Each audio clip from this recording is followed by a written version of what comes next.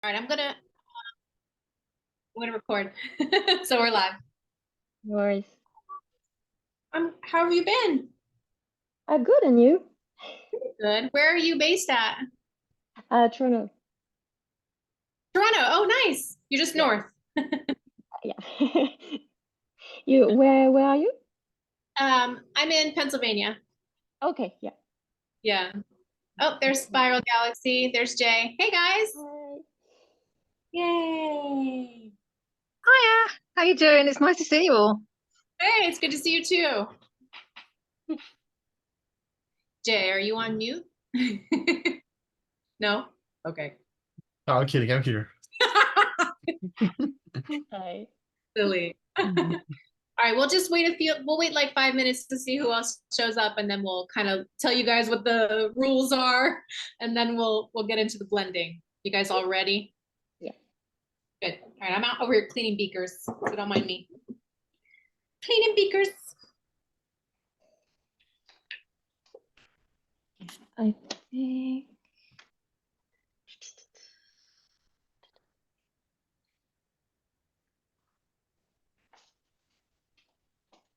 Huh?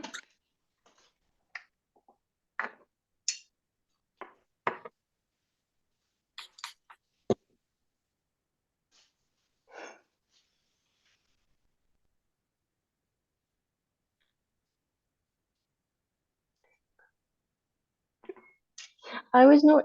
I didn't know that we would blend neat material, so I have all my 10% dilution ready, That's fine.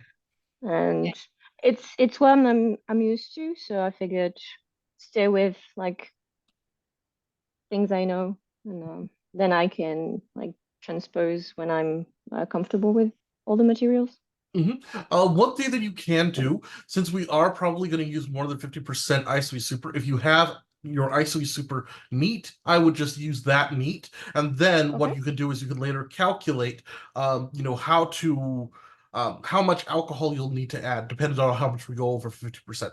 But as a Okay. rule of thumb, if your fragrance concentrate is 50% ISO e super, and then the rest of the materials are 50%, and all of your materials are diluted to 10%, by just switching to pure ISO super, you should end up with a perfume that's going to be at 20% fragrance strength. 20% is what Oh yeah. me Okay. and Shannon use as like standard across the board. Okay. Okay. It's going to be I think that it's like a really good balance between longevity and also projection, but also when you use fragrance at 20% strength, the really neat thing, in my opinion, is that you end up with a fragrance that's softer. Like generally Okay. speaking, as you go up in concentration, it's not that you grow in fragrance strength, you grow in fragrance longevity a little bit. But the Okay. main difference, in my opinion, is that you get a richer, softer, just more gentler and more rounded fragrance. Okay. But you That's do good have to to be know. careful about anosmia. That is Yeah. another thing to consider Yeah. when going up in concentration strength. Yeah. Yeah, so if you're going for like creating a clubbing fragrance, and you want it to be like short duration where you're only going to be in the club for like 3 hours or so, Hmm. great. Go ahead and make it, an 8% fragrance strength, Yeah. 10%, 12%. That's going to be where that's best. Okay. Generally speaking, I find that the sweet spot is about like 15% if you want a general purpose fragrance. And then if you want something that's, a little bit more slightly on the luxurious side, 20% is where it's at for a good balance. Like you can go higher, but at that point you get like diminishing returns once you stray away from that 15-20% range. Okay. So I'll just dig in and look for my IC. Mhm. Yay. All right, let me see if anybody else is in the chat looking to get in. Not that I can see. I mean, but I don't know if I can see it. Oh, I'm checking on the Discord server to see if anybody's in there Oh, asking okay, about okay. it. Yeah.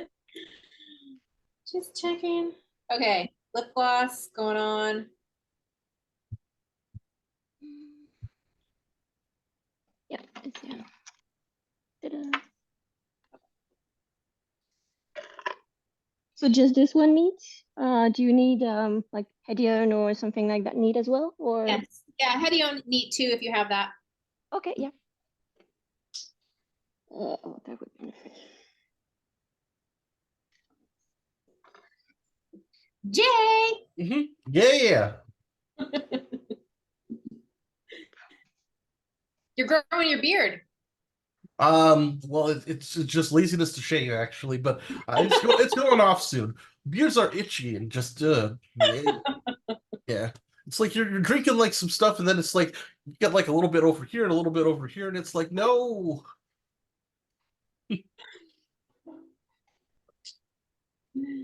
All right. Well, if you guys are ready, I'm just gonna quickly give you guys the ground rules really fast. So we're gonna do our blending session, and so during the blending session, we'll just ask if you'll mute your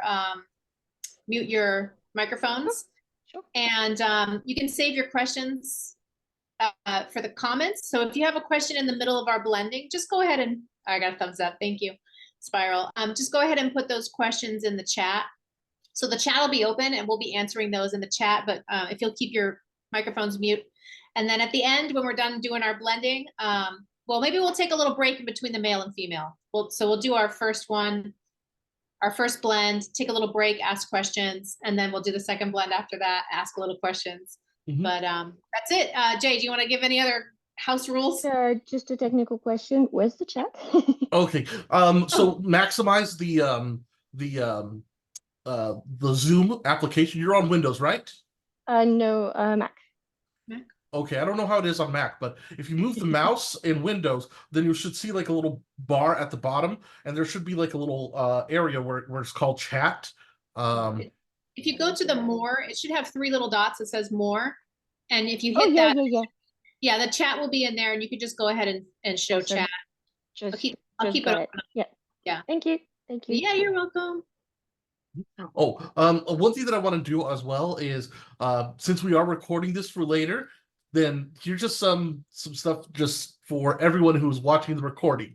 Our goals with this session are going to be to create a neutral, transparent perfume base that you can then create into your own finished fragrance. The idea is to create something that's going to be a very useful template, and that's going to show you the thought process involved with creating your own transparent perfume base. Like, what is it that you're going for? So let's say that I wanted to create a sporty men's summery fragrance. Great. Then I'm going to need to create a transparent base that works towards that.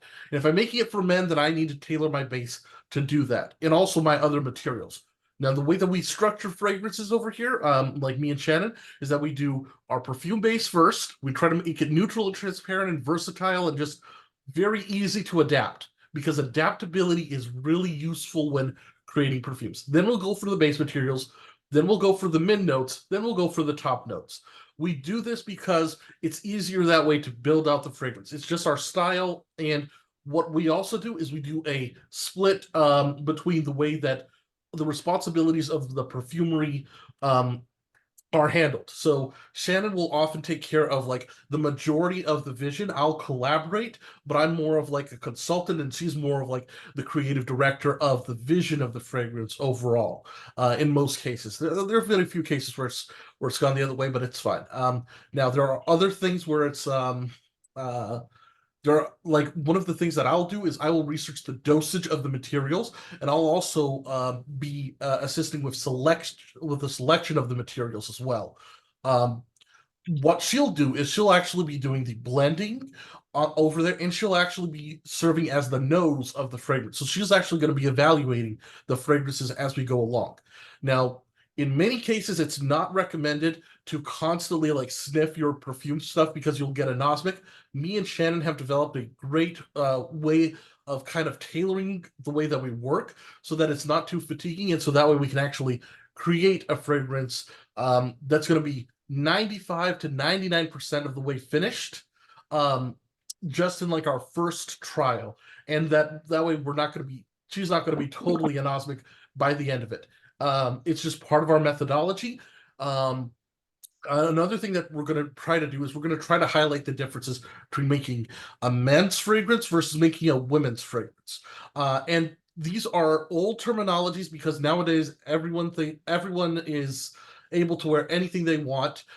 But if you're trying to go for that old school kind of vibe on what is masculine, what is feminine, or what is, sharper versus what is softer, if you're still going for that, or if you want to make something that's masculine leaning unisex or feminine leaning unisex, this will just give you some ideas on that direction. So that way you can go ahead and tailor this for your liking. Excellent. So yeah, you're just basically getting a peek into our process. We have a fragrance coming out. This is coming out on April 5th. This is Atlantis. Yeah, it's a flanker of one that we released last year called Atlantis. So basically you're just going to get like a view of how we blend perfumes, and just by watching us and watching, especially Jay, because Jay is as he said, we sort of divide and conquer. He's the technical side of the perfumes. He's very into the chemistry of it, the science of it, the techniques. He was what started me basically into perfumery. Like, I was basically just bumbling around, and he helped me by coming up with a base. And then from that base, I was able to create my first perfume. So, so we basically we work together that way. I know what's marketable, and I work as the nose. I'm good at blending things. He's really great at the technical side. So we're like a perfect match. So anyways. Yeah. So one of the things that we'll start off with typically is that we'll start off with ISOE Super. That's going to be our go-to material in the overwhelming majority of situations. So the thing about ISOE Super, if you go more heavy on the ISOE Super, you're going to end up with a more masculine fragrance. If you go a little bit lighter, it's going to be a little bit more feminine. That's because woodiness, at least that neutral woodiness, tends to be more heavily associated with masculine fragrances. Now, the reason I use typically Hedione HC, which is the high cis variant, and I'll explain the differences in the smells in a moment, but basically the HC variant, in my opinion, just creates a fresher, more transparent material. Also, it will last longer because Hedione, the cis variant of Hedione, will actually break down into regular Hedione over time. What that means is that the same way that Hedione will become spoiled over time, if you have to add that extra step between your regular Hedione becoming spoiled, that just means that you're just adding extra longevity for your material. Also, Hedione HC is better if you can possibly store it in a refrigerated environment. It's one of those materials that you do want to store in a refrigerated environment, or at least a cooler environment. Like if you have a basement or somewhere like that, or just don't keep it near the sun, hopefully, or above the oven. So Jay, one quick question. Now you have a theory as to why you overdose on ISOE Super, because not everybody uses the same percentage of ISOE Super that you do. You tend to be heavy-handed with it. Is there a reason for that? Yes. The reason for that is that I find that if you use too little ISOE Super, your fragrances are going to become extremely muddy. That's because you're ending up using so much of the remaining percentage of other materials that they end up like either like conflicting, or you become rapidly anosmic to them, or it can also just be the case that you're just adding so many materials, because oftentimes novice perfumers will be tempted to make a perfume that has 40, 50, 60 materials. And it's like, no, I highly recommend against that, especially for beginners. The more materials in your perfume, the greater the chances of error. It's sort of like in engineering. The more moving parts, the more points of failure you add, the greater the likelihood that one of those is gonna, ruin the whole thing. Murphy's Law, basically. Now, when you're using naturals, they're always made up of a ton of different stuff.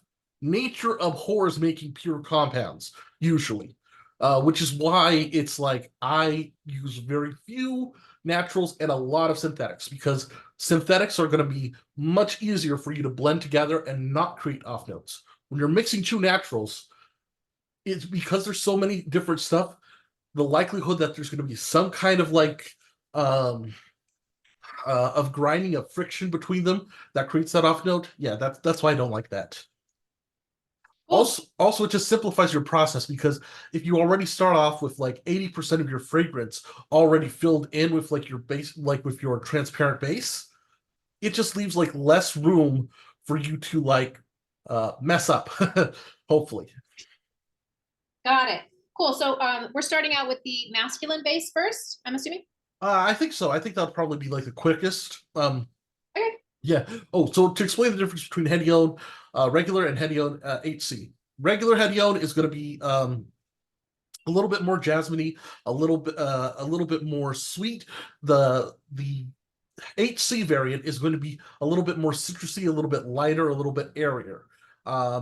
So at least that's what I've read from the descriptions. I actually haven't used regular Hedione, but from basically everyone that I've seen online, the HC variant really seems to be the preferred variant. And from my research, the one that I've done, um, specifically Hedione HC by brand name is the one that has the highest uh, concentration of the cis variant. You can find other versions online that are going to be called high cis or whatever, the generic versions, but those will typically not have as high a percentage. Got it. Well, I'm a nosmic to both of them, so I'm taking your Well, I've never actually smelled Hedione. okay, if you ever want to do that, if you want to smell Hedione, one thing that I've always seen recommended, get a little bit on a scent strip, put a couple drops on it, and then once it's like dry to the touch, then what you'll do is you'll put it in your pillow and then sleep. Just sleep on it, and then in the morning when you wake up, as soon as you regain consciousness, you're gonna smell that Hedione. You're gonna notice it right away. And that's because you've given yourself, time for your mind to reset and for your nose to reset. So yeah, that's something that you could do. Another thing is just mix it in with some, alcohol, spray it into a little closet, go out for the day. When you come back, open that closet. Yeah, then that's another way of being able to do so. Cool. All right, so we're starting out with our masculine neutral transparent base. What's the first ingredient and how much? Okay, well, since we're doing masculine, my recommendation is going to be like something like between 60 and 70%. So why don't we do 62%? What do you think about that? 62? Okay, so That'll be 31 grams. Oh, hold on. No, not 31 grams. No. Um, 6 grams, 6.2 grams.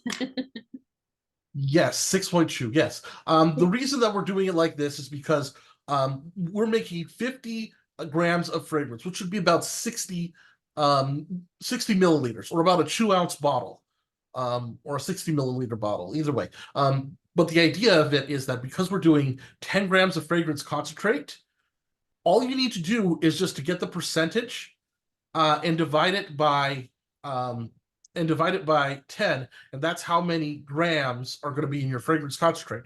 So 10 grams, like 10% of a material um, into 10 grams of fragrance concentrate, it's just going to be 1 gram. And then 1% is just going to be 0.1 gram or 100 milligrams. So it's super easy on the math, and it also makes blending like so much quicker. Like you don't have to use calculators. You don't have to use apps. You just like put stuff in there. Easy. Okay, cool. So 6.2 grams of isoe. All right, awesome. Yep. Cool. And anyone who wants to blend along, whether you're blending, just watching this on YouTube or you're blending right now, it's totally fine. But yeah, you just put that in a beaker. Now, normally when we add like a second material, what you'll do is you'll actually get the beaker and you'll smell it along the way in order for you to actually evaluate how the changes are affecting your blend. In this case, we only have Isoe Super. It's like, I love the way isoe super smells though, so I'm smelling it. Okay. All good. Now, the next thing that we're going to do is we're going to have to use Hedione HC. The way that I see it, in my opinion, my methodology is 10% is feminine, 10% is masculine, 12% is more feminine. I find that anything over like 12% really starts to get overly abundant with Hedione. In this case, I think that we might even benefit from going at 9%, or or something like that. So do you want to do 900 milligrams? Like 0.9 grams? Okay. 0.9. All right. Yeah. And typically what I found is that a good ratio of Isoe Super to Hedione for masculine fragrances is going to be about 6-1 or 7-1. Just my personal experience.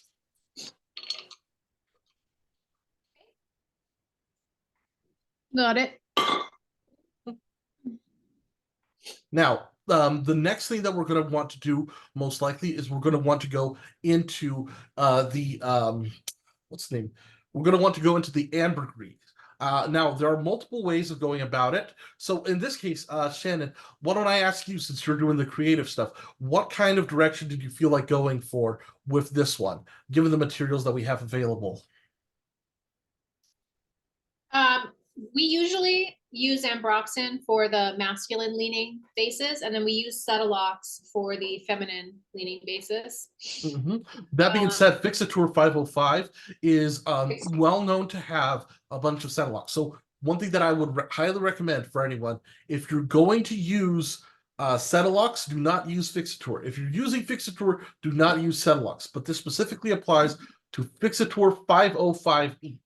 The reason for that is also because of it may be going over your IFRA limits if you add both and you don't realize that that both of those materials contain a lot. Yes, basically it's like I think it's like 80% of Fixator 505E is Cetilox, something like that. Really? Yeah. Oh, I can smell it now. Mm. Okay. Yeah. My opinion is that if you're going for something that's going to be a little bit fresher, a little bit slightly marine, that's where you're going to want to use Fixator. Obviously, ambroxan is going to be great. I would say that ambroxan can be used in a feminine fragrance as well, but it's if you're going to use it, you have to understand that you're adding more of a masculine element, which can be great for balancing purpose. So if you want to add a lot of feminine materials later on, that's when I would really think that it's like that's when you're going to want to use ambroxan in a feminine fragrance, in my opinion, because it's all a balancing act. In fact, almost all of perfumery, you want to add a little bit of yin to a whole lot of yang, or vice versa, depending on what you're going for. All right, so what were you thinking? Did you want to go marine, or did you want to just go kind of neutral, or Neutral. okay? Then, my opinion, I think we should go about like 2% ambroxan, or we can go a little bit higher. Did you feel like going higher today or not? I run out of ambroxan all the time, so go easy on the ambroxan on this one. Okay, then we'll do 2%. So that will be 200 milligrams or 0.2 grams. Okay. Yeah, I'm a little stingy with it because it goes so fast, and then I'm like, I have to buy another canister of it all the time. Yeah. In fact, fun fact, although kind of not so fun, it's one of the reasons why there was an ambroxan shortage in the perfumery industry a few years ago was actually because of the invasion of Ukraine by Russia. It turns out that clary sage is used as one of the starting materials from which ambroxan is refined. And during that invasion, because there were so many crops of clary sage that got, destroyed or basically weren't able to be harvested, it caused like an industry-wide shortage. Yeah, it's like if ever you think that supply chain issues don't affect you, it's like they affect you, even if it's subtle. They do. Well, this just smells lovely. Mm-hmm. Yep.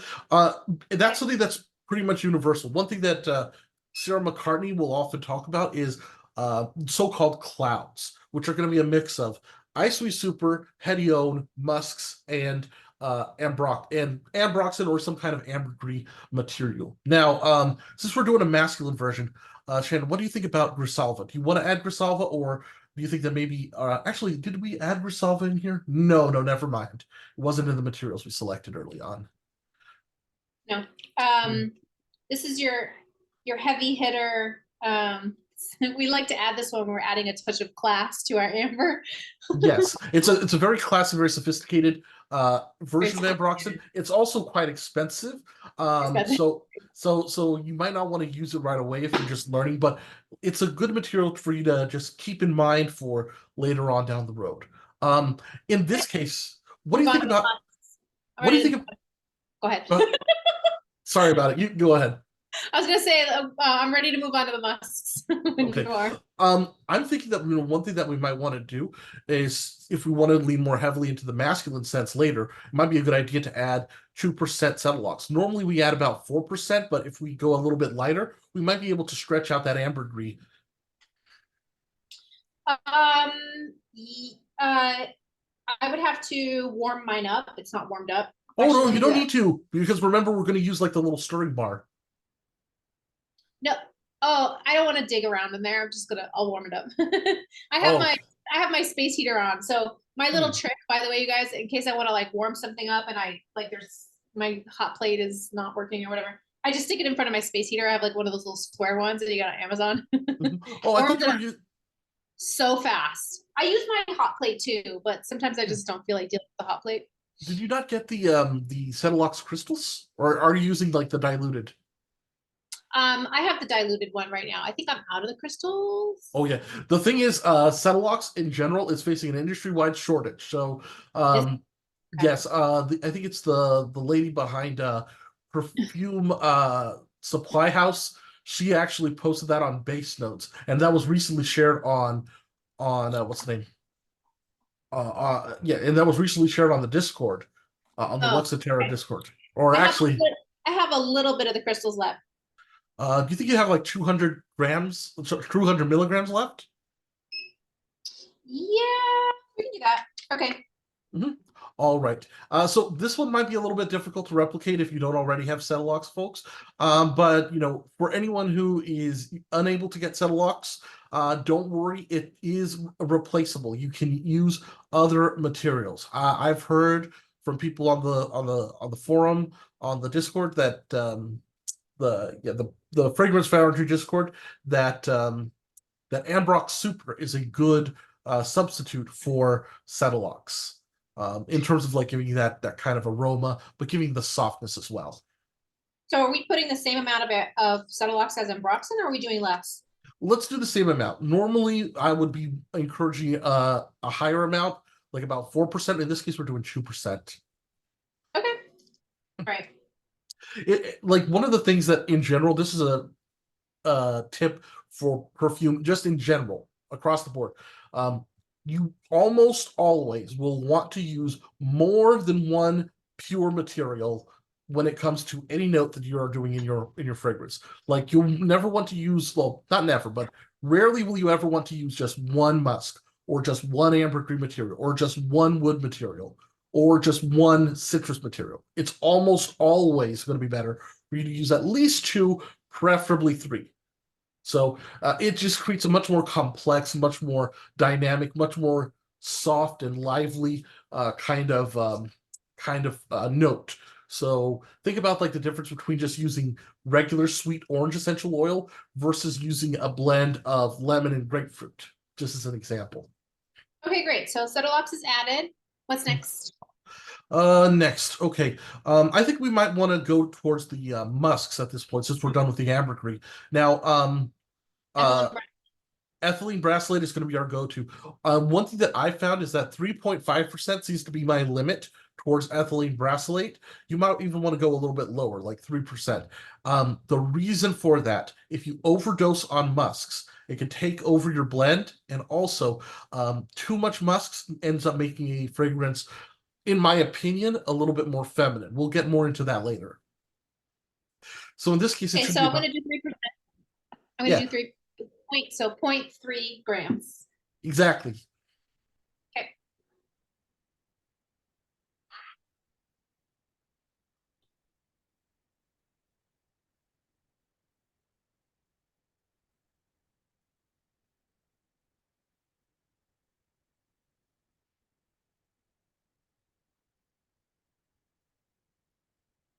Okay. And something that the percentage is going to be 3%. 3. Yeah. Do you want to write all that in the chat, or I can write it? Yeah, I can write it so that way you Okay. can stay focused. Okay, so let's go ahead. 62% ISO E super. Then we have 9% Helione 8C, 2% Ambroxan, 2% Cetilox, and 3%. 3 ethylene brassicate. Okay, now that I'm just posting that in chat temporarily. Later on, we'll post the finished formula. But yeah, so for right now, let's see, we've got 71%, 75, 78. So we're 78% of the way there already, just with these basic materials. Oh, go ahead. So masculine, I like Habanalide for masculine leaning bases. Yep. Habanalide, though, you want to be careful to not, go too far on it. So I think like about say 1.5% to 2%. What do you think about that, Shannon? I would say, okay, so we did 3 of Evelyn bracelets, so 2 of Habanalide, and then are we doing one more musk after that? I think you do either 1 or 2. I would personally want to do 1.5% Habanalide and then maybe 2% Adenolide, because I just find that Adenolide, because of that apple aspect, is just going to be a good thing. So that we No, you and your apple. yes, me and Shannon have a thing because I always want to add apple into It everything. adds apple to everything. It drives me friggin' crazy. Yeah. Apple. No, Yeah. I think the Adenolide should be more on the feminine leaning one. Personally, I'm going to push back on that. Okay. Well, in that case, how about we use 1% of Exaltalide total later on, after we add the That's Habanalide. Okay. So 1.5% Habanalide, 1% Exaltalide total. okay. I've got to warm up my Exaltalide. Mm-hmm. All right, Habanalide, 0.15 grams. No, Habanalide is going to be Habanalide is 150 milligrams. Oh wait, Yes. which one is that one? Okay, I got confused. Habanalide. Okay, that's 150 milligrams. Okay, good. The Exaltalide total, by the way, it tends to crystallize. It abhors staying in a liquid state. Same thing with Cashmeran and also Galaxolide. Those ones, they just like they refuse to stay fully liquid at room temperature. Even if it manages to be a liquid, it tends to be like this super gummy liquid unless you heat it up. So some of the materials that you deal with in perfumery. All right, let's give this a little sniff. I think you'll like it. Yeah, it's nice. It's diffusive. It should be. Also, Ice Super tends to be super diffusive. It's actually going to be an aid in projection. The same thing is true with Hedione. So even though we're making a 20% fragrance, it's going to project a little more, like if it was like a 15%. But that's a good thing, in my opinion. Now, you got did you get the Exaltalide? It's warming up. Give it a second. Oh, okay, that's fine. All right. Yeah. Why don't we go ahead and think about some of the base materials that we're going to be adding to this? We had over there Veramos, Farnesol, Magnolin. We also had ethyl vanillin and regular vanillin in the base notes. Let me pull those out. Hi, welcome, Lonely Tree.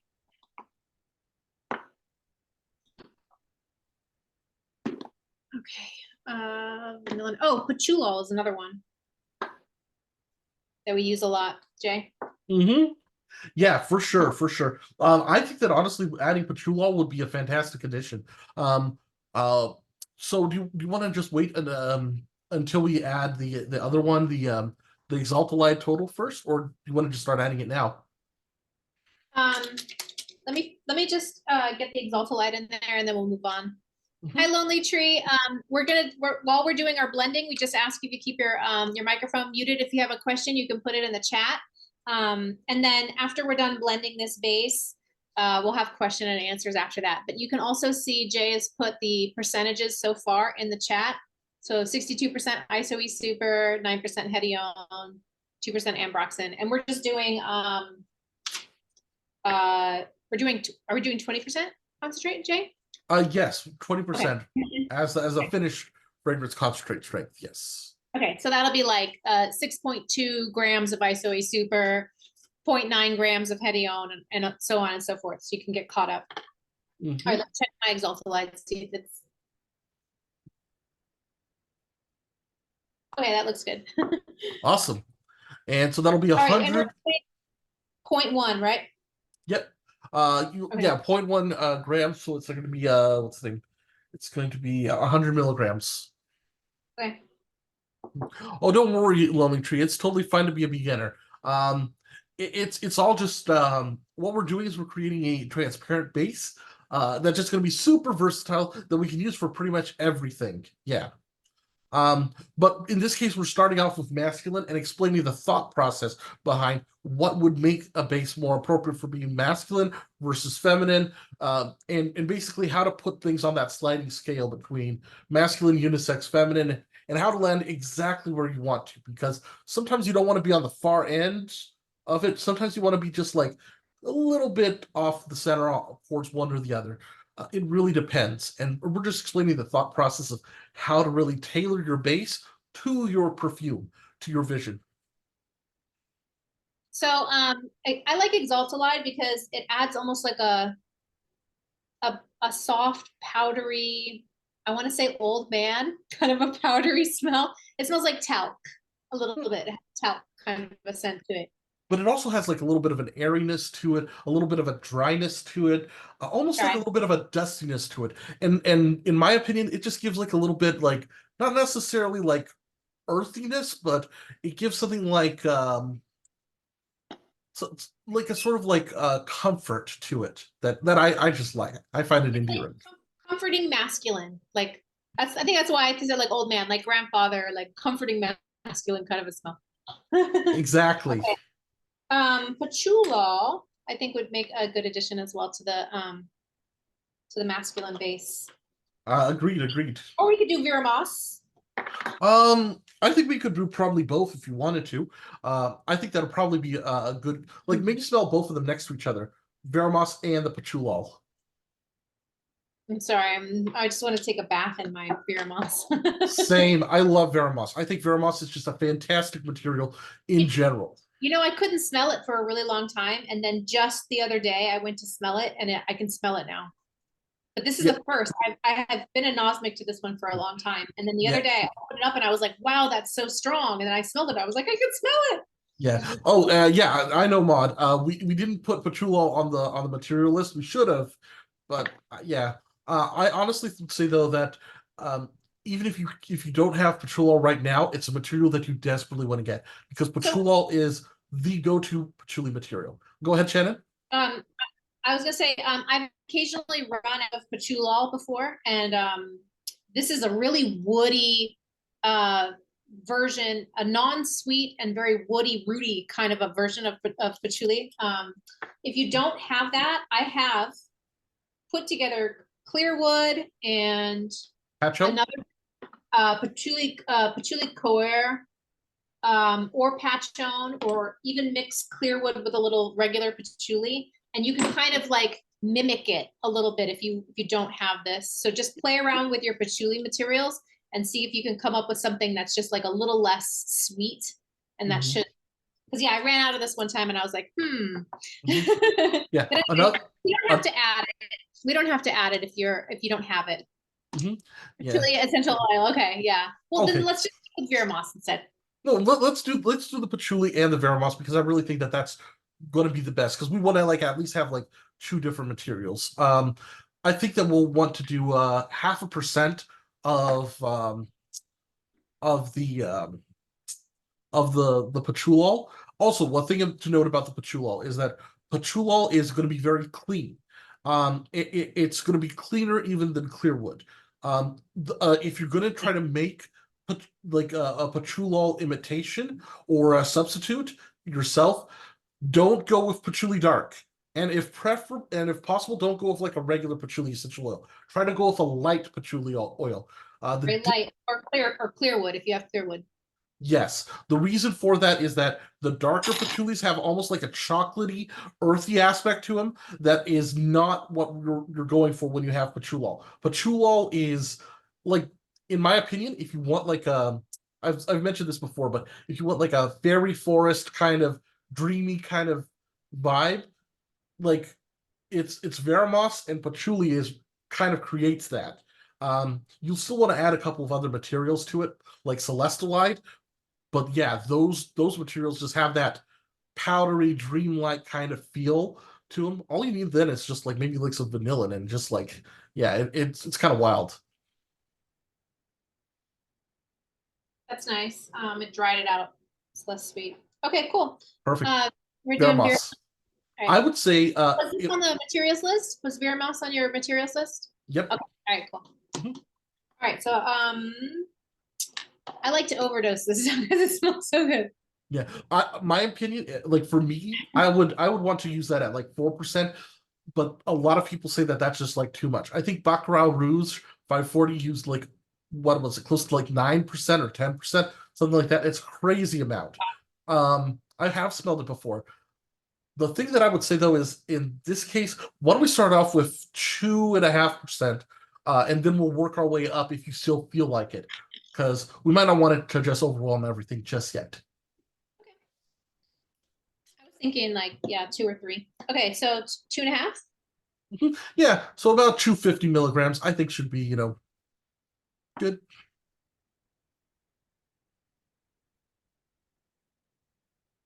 Also, when you're blending your perfumes, one thing to note, when you're actually trying to blend them in the beaker, do not just get like a little spoon and just stir them up because you might be introducing air bubbles to it. Instead, just kind of swish it around. That way you don't end up creating like that. Also, the same thing is true in a perfume bottle. It might not be the best idea to shake it necessarily, but some people, it really just down to preference. And when it's actually in a bottle, you don't have that much oxygen. I think that's the right amount. Perfect. Okay. Okay, we'll put 0.5% patchoulol crystals and then 2.5% Vera moss. Okay. All right, what are we up to? In terms of like total percentage? Yeah. Okay, let me go ahead and get a calculator. Okay, calculator.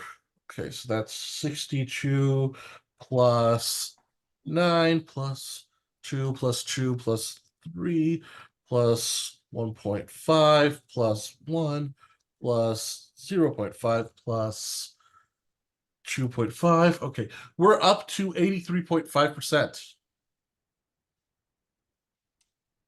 Okay. And oh, that's great. That's perfect for a base. 83%. Now all you have to do is just put small amounts of other things that you like in there, and voila, you have a perfume. Exactly. And yeah, so we have now our perfume base itself. Now we also have our base notes. And so far we've kept it really simple. We're only using 2 materials in our base notes. That is phenomenally small when you consider like most perfume formulas. Um, Towards the mids, one thing that I am going to strongly recommend everyone do is get a hold of good Lily of the Valley materials. Lily of the Valley, in my opinion, belongs in nearly every perfume across the board. In this case, we're doing hydroxycitronellol simply because it is going to be the most versatile. Yeah, that high laurine version from Perfumer's Apprentice, chef's kiss, glorious. There's also another one that I love, cyclomethylene citronellol. Super versatile. Cyclosa base is phenomenal as well. Love those. Also, new material that came out recently, Nymphiol. It's actually a Lily of the Valley replacer that was available, that's been made available by Harrison Joseph. It used to be captive, but now it's actually the closest replacement for one-to-one with Liliol. It has like about the same strength, so you can use it in about the same percentages as Liliol, but the difference is that you can notice it even when it's like in a very small percentage. So hopefully it should actually be detectable for much longer than the original version. So yeah, so it might actually be better overall. Cool. So should we add some mid notes to this? Yep, I think like a good place to start is about 3% hydroxycitronellol. The upper limit that I find is about like 4%. After that, you start getting into like soapy territory and stuff like that. So You said 3%? yeah, 3% for starters, and then we'll see where we're at once we get that done. Okay.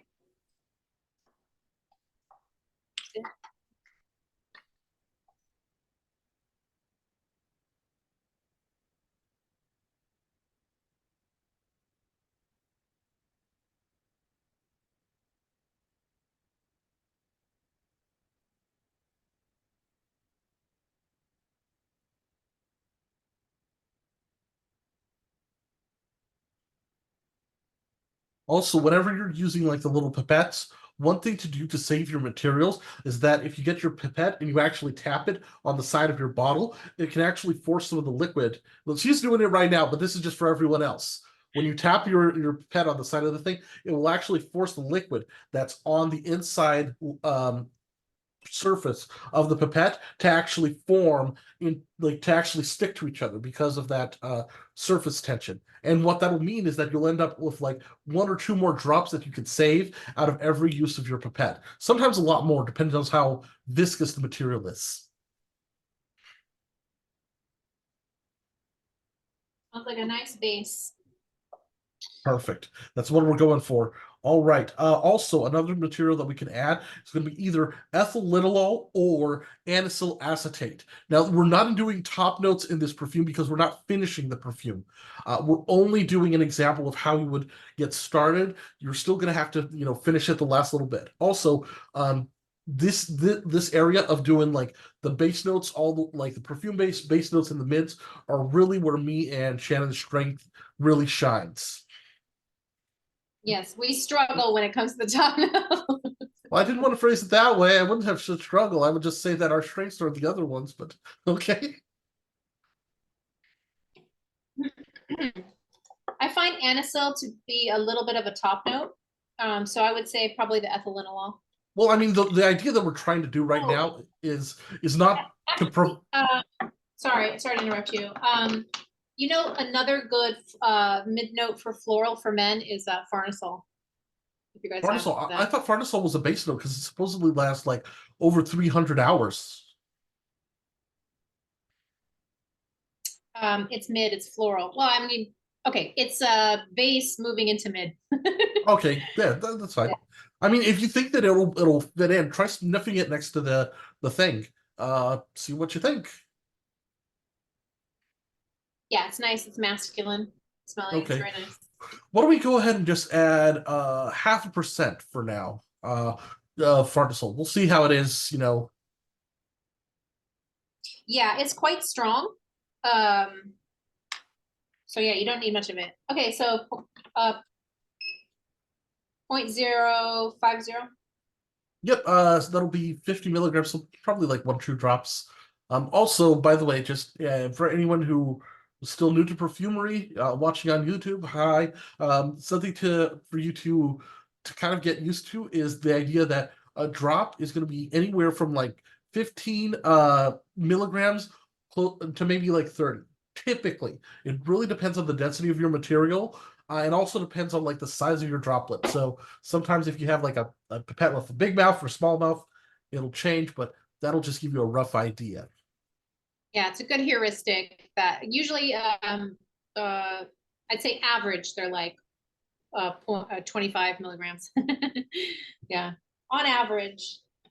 Okay, cool. So farnesol, let me see how that smells. Hopefully those 2 drops were not overwhelming. Farnesol is potent.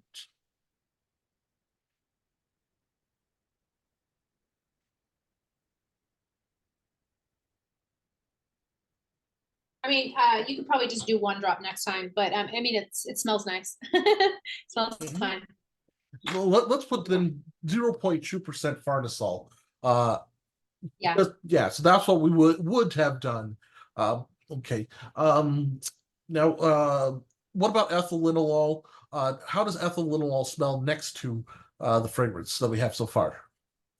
So what she's doing right there, she's sniffing the things before she actually adds them. So she has her beaker and the candidate material, and she sniffs both of them. And what you can do to kind of tweak the ratios is that you can move one closer or farther away, depending on to adjust like the relative strength that you're smelling them at. This is not an exact method.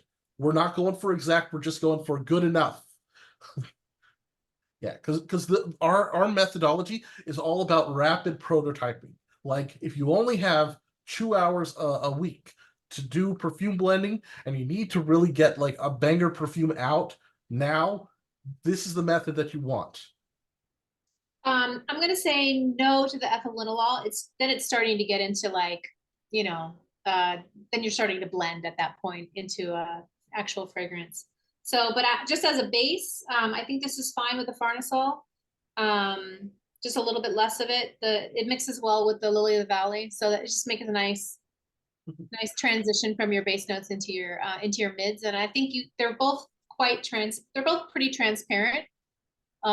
So you could then layer something on top of it. If you want to go in the lavender direction, you would go lavender, ethyl linalool, lavandin, you know what I mean? Then you would start adding those things in. And I think the Farnesol and the Lily of the Valley they make a nice soft cushion in there to layer other florals on top.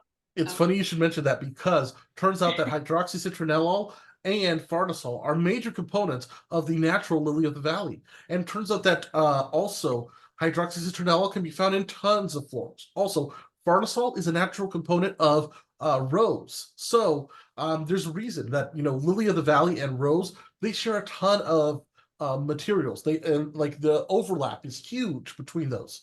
I think Damascone isn't either not that prevalent or not found in Lily of the Valley. So just something to consider. I would also highly recommend any perfumer who's wanting to really get into like the nitty-gritty stuff, look at the components, like the breakdowns of what's inside the natural materials, because that information is super useful. Also, Sam Macer has some great videos on YouTube. You're going to want to watch those. It's great for you to kind of understand what stuff is made of. All right, now, in this fragrance, what we've done is we've created a neutral template that you can build upon. The thing that you'll want to do afterwards is you're going to want to start blending that in, start filling in more of the blanks. So just something to consider. Yeah, this is just a really nice masculine, woody, ambery with a little bit of floral on top. Makes a really nice base. And then if I wanted to jazz it up, I would probably do like Cameron, maybe a little Z11, 10, and just start playing around with that kind of stuff. And then, add my florals and stuff. But it smells really nice. Smells good. Smells good. Yep. So masculine leaning, unisex, transparent perfume base. Okay. I'm just going to go ahead and post this one into the chat. Into the Discord server. Cool. First and then result. while you're doing that, I'll get rid of the feminine leaning base. Absolutely. Let's take a little break and see if you guys have any questions, or if you just want to say hi, stretch your leg. You guys can go off mute if you'd like. Yeah. Come up. Come off mute, Maud. Come say hi to us.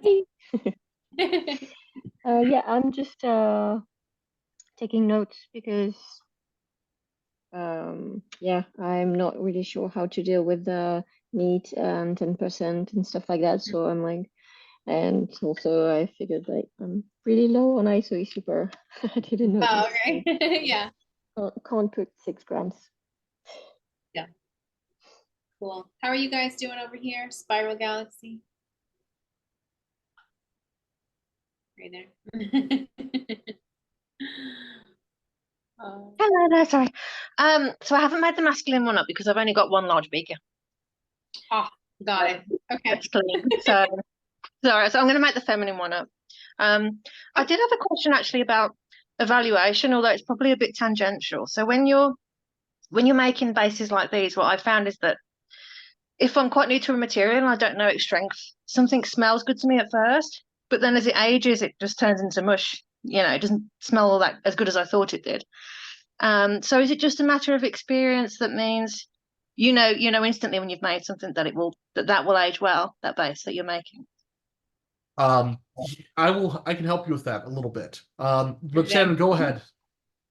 Oh, I was gonna say, no, you really have to wait and smell things over time. Like I'll add things, and I think okay. When I first started perfumery, I was like, wow, linalool smells so good. I was like in love with this thing.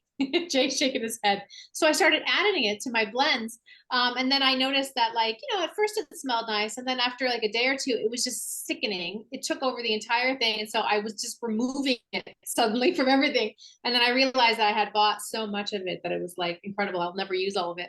But yeah, I do that too. I fall in love with stuff. And then I find that it either grows or shrinks inside the blend. And I'm continually surprised by how materials age over time inside of a blend or behave, so Yeah, Oh, but okay. Sometimes I yeah. think it's just me because No, it's not it's something me people too. complain about a lot, but I notice it all the time. So Yeah. Like you might fall in love with something and then, you know, a month later you hate it. So, yeah, exactly. That's exactly what happens to me. I just wondered if I was cursed or not. So no, thank no. you. Jay, what are you gonna say? I would just say that our methodology over here that we're using of focusing primarily on synthetics is actually designed intentionally to counter that very frustration. So if you use this method, I think it's going to be perfect for you because synthetics abhor going bad. Like nature does not want to decompose that. Bacteria is like, ew, that's not natural. Yeah, yeah. And it's like the thing about it is that is exactly why I love using synthetics in blend. If you make it a large proportion, your material is not going to change that much over time. It's going to be incredibly stable. And that is going to be great because now you have a product that can sit on a shelf and last for a long time. Or if you want to go back to a material and evaluate it, you can evaluate it and it smells very close to how it did on day one. And that's brilliant. Yeah, and that's why I love using synthetics so much. I'm a huge advocate of synthetics. Um, there are some materials in nature that are kind of synthetic-like in their purity. Sweet orange essential oil, for example, is one of the only materials that I know in nature where it's like 99% is just one molecule, which is limonene. And that's kind of surprising. Like you don't think like, oh yeah, this thing is just smells pure. It's doesn't have anything mixed in or hardly anything mixed in. That is so rare in nature. In nature, it's like, oh yeah, this smell over here of tobacco absolute. Turns out that it has like over 5,000 aroma chemicals inside of it. Literally, it's literally the most complex aroma in all of perfumery. Like, there's a reason why you don't have synthetic tobacco absolute. You have a bunch of synthetic single molecules, but you don't have a full-on replacement that somebody can just like make a synthetic version in just a lab or a true tobacco base. It's always just a pale imitation. It's also kind of funny because it's like um it, how like when you mix a whole bunch of colors like paints into like a single little jar and they end up somehow becoming some random shade of brown. Turns out that it's like Turns out that it's like that's the same thing is true of perfumery because it's like if you blend a whole bunch of stuff together, somehow it always ends up being some kind of shade of tobacco because tobacco is just a whole blend of like random stuff. Thank It you. smells Thank you, so guys. good though. Lonely Tree, did you want to say hi? Maybe, maybe not. I had a question about natural versus synthetics. So I'm not especially talking like pure molecule like linalool, limonene, or stuff like that, but also bases. Would you recommend, for example, using like mostly the synthetic and adding a touch of the natural? Like I'm using Bergamot Givco like as a lot of my top notes, and I'm adding a like let's say if I use like 20 drops of bergamot Givco, I'm gonna add 5 of bergamot essential oil. Would Yeah. you think that's a good thing? Yeah. Okay. Yes, absolutely. Always use like the way I say it is you don't want to use full on synthetic. You want to use like mostly synthetic and a little bit of natural. The Yeah. reason why is that that little bit of natural will add complexity, it'll add depth, it'll add naturalness to your fragrance, and it makes the quality of the synthetics that much greater. And also, I think Aaron Terrence Hughes, which is a famous perfumer in the YouTube space, and he also is a fragrance reviewer. Um, he actually says that it's like one of the things he'll do is he'll just use a little bit of like naturals in his perfumes, and it just like adds so much depth and complexity and just beauty to everything he does. And I am 100% on board. I think that is a brilliant thing to do. Um, Now, I'm more of a fan of that in the top notes, not so much the base notes. The reason, because it's like, for some reason, I just find that it's like on the base notes, if you go transparent all the way, there really isn't that much of a downside. Also, it's very difficult to find like a legal way of getting natural ambergris or a legal way of getting natural musks. Most natural musks that are classical in perfumery are just no longer permitted. And the few that aren't, it's questionable about how they are ethically harvested. Because oftentimes harvesting musk requires the killing of the animal. In some cases, that can actually be a good thing, in case of castoreum, because beavers can actually, in some cases, devastate a natural ecosystem and just cause the displacement of tons of wildlife. Because for a single beaver to survive in nature, it needs to transform acres and acres and acres of landscape that would naturally be used by a ton of animals and just transform that into like either a swamp or a lake. So, and beavers can be an invasive species. Have you ever seen like an area where there are beavers like been working? Have you? Me? Yeah. Well, in nature documentaries, yeah. I went up to Canada one time and a beaver had been like, doing its thing on my friend's property, and like it was just trees everywhere, just gnawed into. Like it left so much damage all over. Like you're right, beavers are very, very destructive. The other issue is that humanity is kind of like in some areas, because of farming, they've actually like thinned out the natural amount of natural predators. So farmers will sometimes kill coyotes and wolves. The problem is that if there's no one there that's actually going to be a predator to control that beaver population, the beaver population explodes. And then it's up to people to kind of like fix that mess and put everything back into balance. So that's why I'm saying like it's questionable about the ethicalness, because you don't know if it's going from a fur farm or if it's going from like just trying to restore the natural balance a little bit and trying to prevent ecological disaster. Okay, Makes so sense. I am I've got that on the magnetic stir plate, and I'm gonna save. I like to save my transparent base in my transparent base bottle, and then use this for blending. Now, Jay, when I do have some feminine leaning unisex fragrances, and this is what I found. Is that where the masculine leaning would be like it would be a higher percentage of ISOE super. I lower the ISOE super a little bit down to like, it looks like I've got mine at 57%. And then the Hedione, I have it like 20% in here. And so I would say, yeah, that's a lot of Hedione, but this was a very floral perfume. So I think that's why I put that much Hedione in there. So that's what I found. The thing that I would say is that you might want to lower it to like 12%. Here's the reason why. Because one thing that I've no. Wait. I'm just saying, in a specific fragrance that I have, that's where I have it. That's where I landed with those things. That's for that specific fragrance. Good. Now, in general, I would say that if we're going to use my methodology for this one, the reason why I would limit it to 12% is this. This is something that I found in testing, but you cannot test this yourself. You need to test this on another person. You need to spray the perfume on somebody else, and then what you'll do is you'll be anosmic and you'll be at a distance, and maybe you'll give yourself like an hour or two for your nose to reset. When you come back towards that person in like a house environment or whatever, as you approach the person, smell with your nose. And what you're going to notice is that as you get closer, you're going to be hit by a wave of ISOE Super and Hedione. You want to make sure that you get both of those at the same time. If the bubble of Hedione is so much larger than your bubble of ISOE Super, that's a sign that you may end up having in that imbalance. And that's the reason why I landed on this specific ratio, which is about 6-to-1, 7-to-1.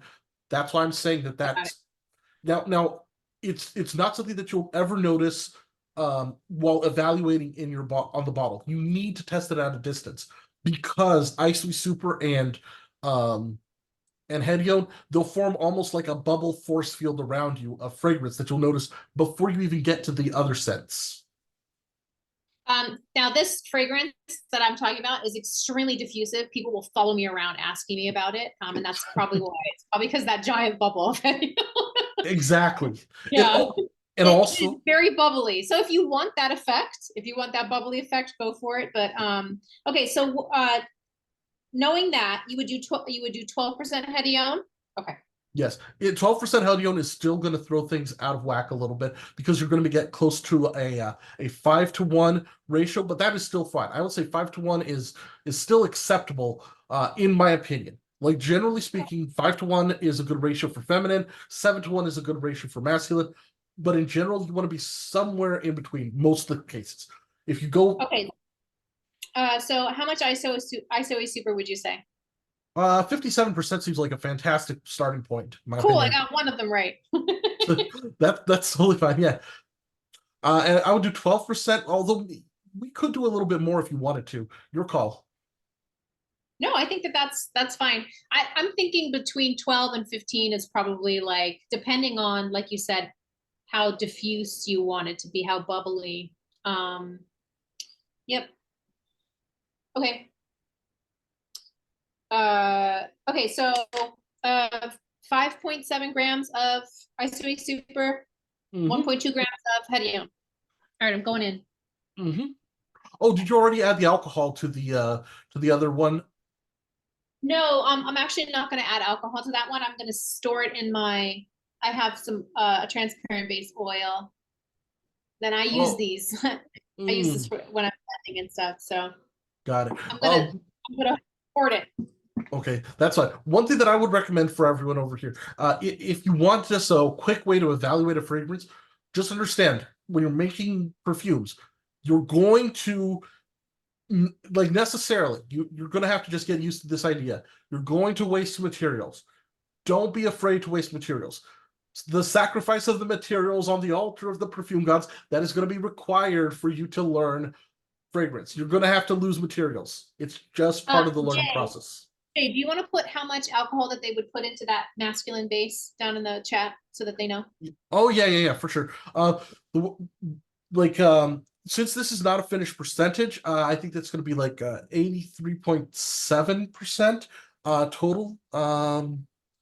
Or was it 86? Either way, you're going to add about 40 grams of 40 grams of perfumer's alcohol.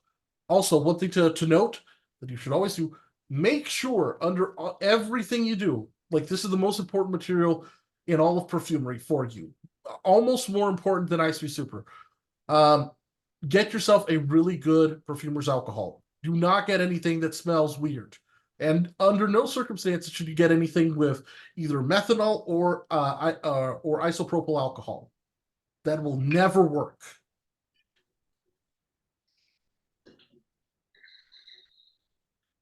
Getting the highest quality alcohol is also not all cheap alcohols are good.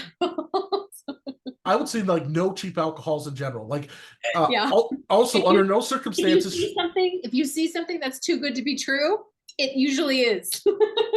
yes. Ask me how I know that. I've learned that too. Total, And there's a question in there. Total of the blend was 86.7. Okay. perfect. Thank you so much. Yeah. Now you can still add that to alcohol and then still add the fragrances into your alcohol plus the perfume blend that we have so far. So that last little bit, which is going to be, I think, 1.43 grams that's still remaining, you can still add that towards the end, and you can still evaluate this perfume with just the alcohol and the base that we have created so far. One thing that I would also recommend, if you're wanting to do quick evaluations and you don't mind throwing away bottles as well with your blends, get yourself the 2-ounce spray bottles with a little screw-on cap on Amazon. A good brand is Vivaplex or the Bottle Supply Company or something like that. Yeah, there are a couple of good ones over there to get. The one thing to note, that is not going to be an appropriate solution for you to send out commercial perfumes because the screw-on bottle tops, they tend to leak when you're sending them over. Yep. Yeah, that's why I don't send those via the mail. It's good if you're going to give something in person to a friend as a gift. After trial blend, just don't ship it over USPS. It's just going to go everywhere except in the bottle. Also, never store your bottles in the horizontal position. Never do. Yeah, I made that mistake too. That was fun. Okay, so are we doing Settleox for this one? I would totally. I would go for 4%. We'll just start off the bat, 4%. Okay, sounds good. I would also do about 1% of the 1% ambroxan, just to give it like a little sparkle, a little, bling. It also is because it's like we don't really have anything else to add. Like we need at least 2 ambergris materials, in my opinion, for pretty much everything. Because you never want to just have like it to be one note. You know how like how people will say that something is kind of one note in food and it's boring. The same thing is true of like different notes in your perfume. So your ambergris note, don't make it one note, make it 2 notes. Yeah. Is natured alcohol at 96% good enough? The thing about it is you should not think about it simply in terms of purity. You should think about it in terms of like contamination. You do not want it to smell like, like grains. Like if it smells like, like wheat and barley, that's not necessarily a good thing. It would be a good thing in like if you're trying to make whiskey, but not necessarily if you're trying to make perfume. Like you want your alcohol to be as neutral as humanly possible. It just smell like almost nothing. The only thing that you should get from the smell of alcohol, ideally, is just that heat, that warmth. That's it. If it has a scent to it, it's not going to be good for perfumery. I bought this huge. I bought a giant amount of what I thought was perfumer's alcohol. It was listed that way, but it was also quite cheap, and then it was denatured with some sort of a chemical. I don't know what they used in there, but it smelled like nail polish remover. It smelled awful, and so now it's in the garage, and we'll use it for something else. We'll strip paint with it or something. But exactly. Yeah, it was a waste of money. So just be careful. Read the reviews. Usually there's somebody in there that's made that mistake and has been like, "Don't buy this for perfumery." Call the company and say, what is this normally used for? Can I use it in perfumes and cosmetics, and see what they say. But yeah, do your research on that one, because anything with a smell, it's not going to just evaporate. It'll be noticeable. Yeah. And one of the things that I would always say under every circumstance, if you're part of the Fragrance Foundry Discord, now, by the way, it's free to join. Anyone can join. All you need is a Discord account, but okay. It's always read the FAQ and the resource compendium. Thou shalt read those all the time, forever, because in that it will contain all the explanations of what the impact, of what true good denatured alcohol is, how to find a good supplier. It will explain things like what SDA 40B actually means, and will actually source in there the legal documentation on the I think it's on the ATF. So that's the Alcohol, Tobacco, and Firearms Bureau. Also, they handle explosives for some reason. You would think that something that has alcohol, tobacco, firearms, and explosives would be the Fun Bureau. Not quite. But anyway. Fun. But anyways. Okay, so ambroxan is in there. And Cetylox is in there. So are we doing habanolide or ethylene bracelet, or what are we doing next? Well, ethylene bracelet should go pretty much in everything, in my opinion. It's just the most transparent, the most universal, the most forgiving of all of your musks. So I would always start there. And then you add to that. 3%? 3% is where I think you should always start with. Okay. Now, you can go over it, but I just find that, once you start going above 3.5%, that's when it starts smelling like ethylene bracelet, as opposed to just disappearing in the blend. So at that point, it's no longer transparent. That's why I always say start at 3% and see where it goes from there. Now, in this case, what do you think? Like, oh, by the way, let's go back a little bit. I think it's a good idea for us to talk about what makes a perfume feminine versus what makes a perfume masculine. So I've explained it as terms. Huh? The ratios. Well, not just ratios, but it's I'll try to explain what I think makes a perfume masculine. For me, what makes a perfume masculine is it has to be woodier, or it has to, contain less sweetness and less musks. Those are the things that define a masculine scent, because when we're talking about like this is just my interpretation.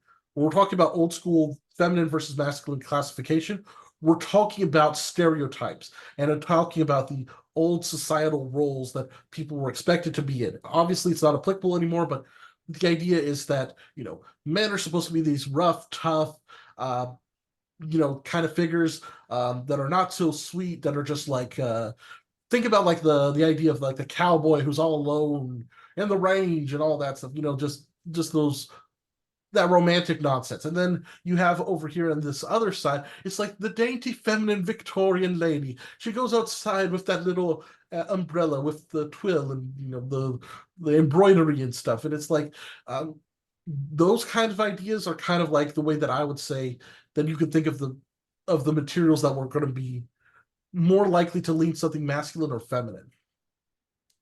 There's a question from Maud. Do you know the ambergris absolute base from Frater? Would you recommend it in a blend like this to add realism? So we do add more amber stuff in. So once you have your base, your transparent base, it's transparent for a reason. So then you can add stuff onto it and start coloring it in. It's like shading in, or when you're drawing, you got your outline. So your base is basically your outline, and then you can fill that in with shading and yeah, like I like to use, we use castoreum sometimes, diluted down quite a bit. We use ambergris, synth, we use all sorts of other materials to start fleshing it out, I guess you say. Yeah, your neutral transparent base is just your blank canvas, basically. Yeah. Another way to think about this is that also workhorse materials in general, and when I say workhorse, I'm talking about your Icy Super, Hedione, Musks, Ambergris, those workhorse materials, they're sort of like if you're trying to build up a skyscraper, the first thing that goes up is the scaffolding, which is the support structure that you're actually going to use for the builders who are building, the building itself. And you're going to build like the actual like main support columns of your building first. If you're building a skyscraper, you don't put a whole bunch of window panels and just hope that they keep themselves in balance. Like you don't build the outside first, and then you kind of build that support structure, the support beams, anything that's going to be load bearing first. That's what I mean by a fragrance having support. It's to prevent the whole fragrance from collapsing. So are we doing Habana Light in this one as well? I would not do Habana Light. Habana Light, I would say you can use it in a feminine fragrance, but it's not ideal. It's a little bit too masculine, in my opinion. Dentalide? Dentalide is going to be lovely in that. Celestial Light too. Depends on whether you want to go in a powdery direction or not. Well, we did do a little bit of a powdery with the Exaltalide in the male, so maybe we'll do a little Celestial Light in this one too, but not much because it takes over. Celestial Light, you have to be very cautious with. I would not do more than 1%. In fact, I'd start at like 0.5% for Celestial Light. Okay, so Adenolide, what Let's do you think? do 3% or 2% if you want to just start out low. Let's start out low. All right, 2%. Feminine, neutral, transparent, perfume base. That is 57% ISO E Super, 12% Hedione HC. It was, what was it? Did we do 4% Cetilox? Yes, we did. And then 1% Ambroxan. And now then we did 3% ethylene brassylate. Then we did 2% Edenolide, right? Yes, I'm gonna smell this just to see how it's smelling. Yeah, it should be lovely.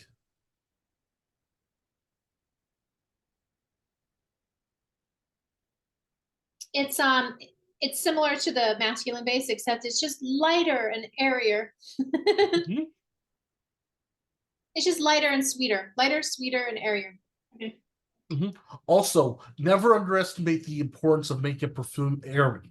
That's one thing that I have found from experience, because a perfume that wears heavy is also going to make you feel a little bit down. It's going to make you feel like you're wearing like heavy clothes, versus a perfume that's that's lighter and airier. It makes you feel that you're yeah, it makes you feel like like when you remove like a heavy backpack off your back. That's how it makes me feel, at least, and that's how I've noticed others reacting too. That's a really good analogy about heavy clothes, actually. That makes sense. Okay, so 1% celestolite or less, 0.5%? Let's start with 0.5%, and then we'll work our way up from there, depending on how it smells. Yeah, the thing about celestolite is that it can really easily take over a base. So you have to be cautious with it. Yes. That in general, I would say that's true about almost anything, especially materials that are going to be more. The stronger material is, the more cautious you'll want to be when adding it. And if you don't know how much of a material you should add, then research it. Unguentarius and Perfumer's World are going to be my go-to sources for looking up dosage information. I think there is the molecules database demo thing. I think they have some usage information there now, but anyways, all of that is in the resource compendium and the FAQ, and I keep harping about those all the time because whenever I tell people to read it, they don't, and then they ask me the same questions that are already in that thing that I answered. Why? Okay. It's nice. It's not taking over, but it's noticeable. Oh, yeah, it's noticeable, but not taking over. Thank you. Perfect. All right. So celestolite. Do you want to add another material or no in there? Do you think that we need more musk materials or no? What else is on your was on the list of materials? Well, we have cashmeran if you want to add that, but it's a matter of whether you think it should fit in this. Let's find out.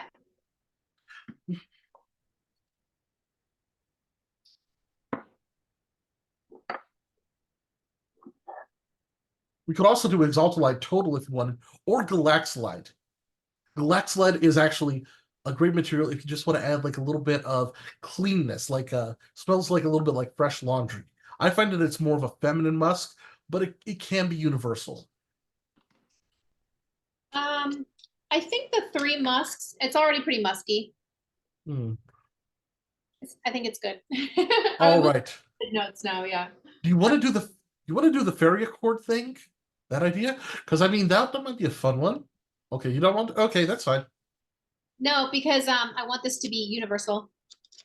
Oh, okay, yeah, you're right. Okay. Blank canvas. Okay. Since we are making this a feminine fragrance, I'm thinking that, in this case, I'm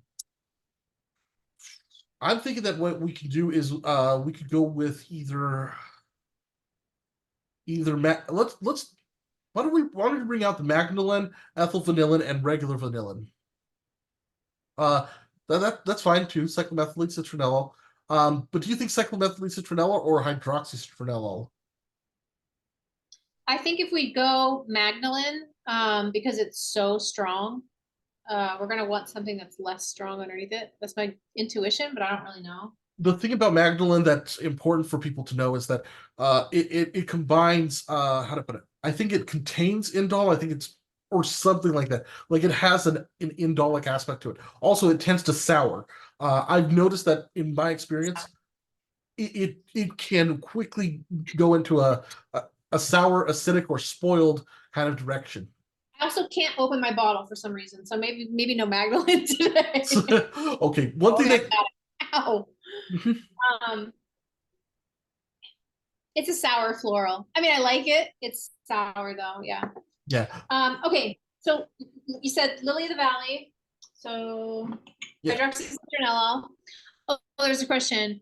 Maud, is Galaxolide the musk Sarah McCartney switched to Romandolide? I don't know. I think Romandolide is a totally different musk. Yeah, in my opinion, Romandolide is actually, it has a herbal aspect that makes it non-neutral, in my opinion. What do you think, Shannon? I think this one is also stuck. Okay, hold on. I like Romandolide. Does it have like a herbal aspect to it, or almost like a chamomile aspect to it, or dry, floral? Galaxolide to me smells like laundry detergent. Exactly. Yeah. It's sour. But the thing about it's so sour. Galaxolide very sour. Oh, I've never noticed that from my Galaxolide. But in my opinion, Well, if you add it at 0.5%, that is actually a great dosage for transparent galaxolide. So if you need, you're just 0.5%, oh, it's fantastic. And it just gives like an airiness, like like an outdoorsiness to it that works, and it doesn't give it overly powdery, overly laundry aspects to it. I like Romandolide though. Yeah, it's just I personally find that it's it's so non-transparent that I find it difficult to add it into anything transparent. Like I would add it to color a perfume rather than as a structural element. Okay, so I'm gonna smell the hydroxycitronellol next to this and see what it smells like. I think it should be lovely. Hydroxycitronellol I find to be more versatile than cyclomethylene citronellol. It's very neutral. And then let me smell the cyclomethylene citronellol. Yeah, See what that smells I've seen I've noticed that cyclomethylene citronellol it can clash more often than the hydroxycitronellol does. Yeah, it reminds me of the ethyl linalool. Like it's very strong. Yep, it's a good material to still have. I would just say that it's my second best Lily of the Valley material currently. Once I get the Nymphiol in, that might change because I used to love Lyrol and Liliol until both of those materials were heavily restricted and or banned. Yeah. Hydroxycitronellol, 4%? 3%. 3% to start off with. We can go to 4% later if you want. Okay.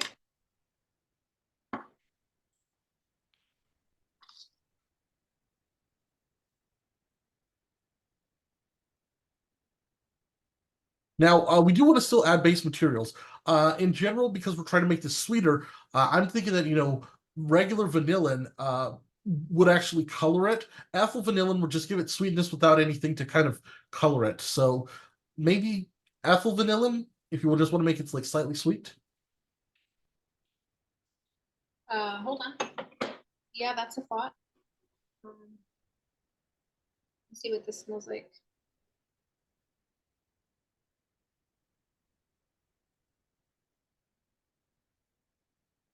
Yeah, that's lovely.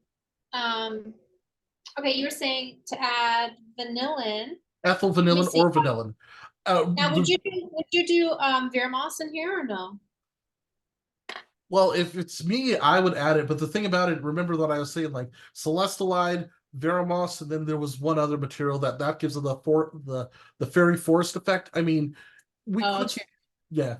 Okay. Oh, so, patchoulol, yeah. Oh, actually, patchoulol would be a great material to add in this.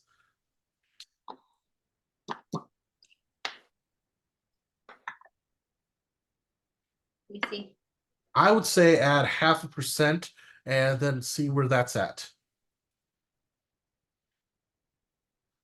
Also, patchouli, one thing that I have read online is that it is a material that is super popular with women, that women can't get enough of patchouli. It's one of the top recommended base note materials for women. Good to know.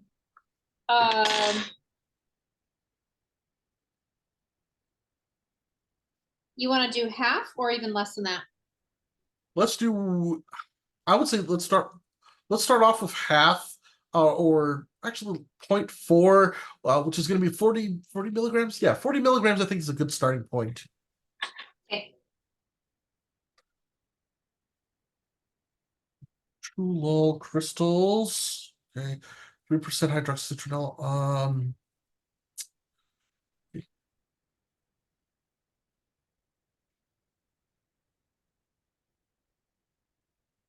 Also, by the way, when you deal with powdery materials, I highly recommend that you buy yourself a set of these little scoops or spoons. Just having dedicated materials like those, yeah, you can get a set of those on Amazon for like 10, 20 bucks. It's worth it for you to have in perfumery. And then I take a little perfumer's alcohol in a spray bottle, and then in between I just sterilize them. That's how I use them. Yeah. What I do is I just go to like turn on the hot water in the sink. I use like a little bit of dish soap, and yeah. Her way is better. In between materials, I'll just quickly, so I'm not contaminating the materials. Okay, let me smell that and see what that smells like. Should be lovely. It should just be like airy, fresh, fluffy, good.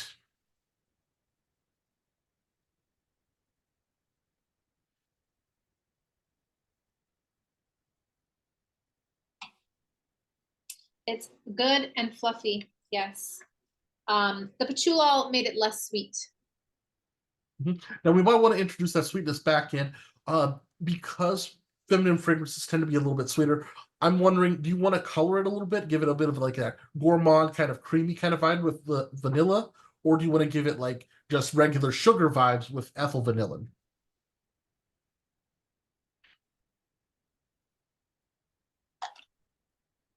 For me, it's the opposite. Oh, interesting. Oh, wait, hold on.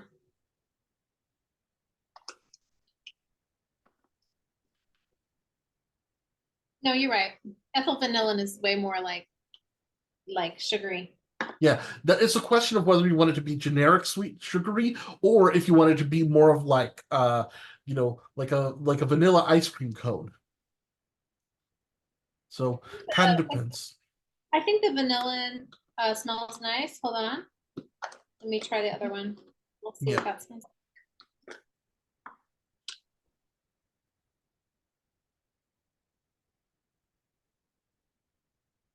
I like the vanillin. Go for it. Let's start off with a low amount. Let's start off with 0.3%, and we'll go from there. Okay. So that'll be 30 milligrams. And yeah, the thing about vanillin, in my opinion, is that a little vanillin goes a long way. Vanillin is also super detectable early on in the fragrance, and it just sticks around forever. Also, powdery materials will create sillage. What sillage is the lingering cloud scent. So if you've ever had somebody who was wearing perfume, they come into the office, or they come into like a party or whatever, and then they leave, and you could still smell that trail of perfume behind them, even 10 minutes, 15 minutes after they've left. But it's more of like kind of localized to like the area where they walk through. That's going to be a good example of sillage, and that often happens because of powdery materials or solid crystals. So think about ambroxan, cetilox, veramos, celestolide, any of those materials. Those are the materials that you use to create sillage. So it's just another tool to have in your tool belt. Also, they tend to last a long time on the skin, so they end up becoming a lingering skin scent. Also, if you wear it heavily, and you're wearing clothes, your clothes will smell like that perfume later on. So, and if you put that, Sorry. I would say you could omit the patchouli from here. is it just disappearing, or is it just like not that good? It's it's not that good. Oh, okay, that's fine. What I'm going to do Yeah. then is I'm just going to remove that from the list. Okay. So what about the vanillin? Do you think like the vanillin worked out just fine? Yeah. Yeah, the vanilla smells good. All right, all right. So aside from that, so now we have the vanillin, and do you think adding more vanillin is good or no? No, I think that level is perfect actually. Perfect. Okay. All right. So we can add anisole acetate or ethyl linalool for the mid notes. After that, we just have to start blending, but I don't think you want to do that, right? Yeah, I don't think I would add anything on it. I feel like the vanilla already gives it character. So I think No, I'm saying like for mid notes, because vanilla is a base note. We only have one mid note in there. That's oh, hydroxycitronellol. yeah. Good question. Let's Uh, see. I'd probably do anisole acetate if we're going to add anything at all. I'd probably just add it at like 0.5% or so. Yeah, I'm curious about the anisole. Anisole acetate, by the way, when you add it in a really small amount, it almost adds this undetectable, well, not undetectable, but very faint, very distant, difficult to smell kind of je ne sais quoi to your perfume. Just adds like a mystery in there, like you could smell something and adds a little bit of fruitiness, a little bit of lightness. It just in you know how like when you smell something and you can't quite detect how it is, how it makes you want to keep sniffing, how it just makes you more and more intrigued. That's what anisole acetate in small amounts does. and it's just a Okay, so fantastic secret element. I would say the ethyl linalool probably is really nice, Okay, but not much. okay, let's add 0.3 again, percent.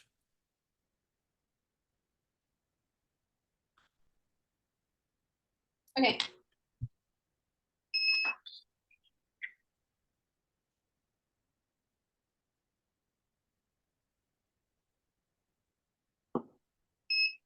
Yes, so probably it's just going to be a drop. I wouldn't be surprised if it is. Also, sometimes on scales, you'll notice that it doesn't quite detect when you add like a drop. It doesn't give you like the good reading. Sometimes it's good to what's the name? To not click tear on a thing and to actually just let it keep going and just do the math in your head on the scale, because the readout on the scale sometimes it won't start for like the first 20 milligrams when you start putting weight on it. Just something that I've noticed from my experience. It smells really nice. Perfect, perfect. Did the patchouli actually end up fitting in or no? Well, it's one of those things where I think if you're going to build it into a fragrance, then you could be like, I want the patchouli, because once you get the mid notes in there, it starts to cover up that sort of dank smell that patchouli has. Um, but if you're just going to try and keep it really transparent, I wouldn't put the patchouli in there. So that's going to be an artistic choice that comes later, I think. I mean, I think it smells lovely, but now that I'm adding more, now that we've added a couple things onto it, it's like, oh, that patchouli fits nice. But I would say it's going to be like an artistic preference for that one. Maybe not so transparent. It's not as transparent. That's what I'm trying to say. All good. Now, no, how much Yeah. did we add of the patchouli again? Do you remember? Yeah, it was 40 milligrams. 0.4% Yeah. patchouli crystals.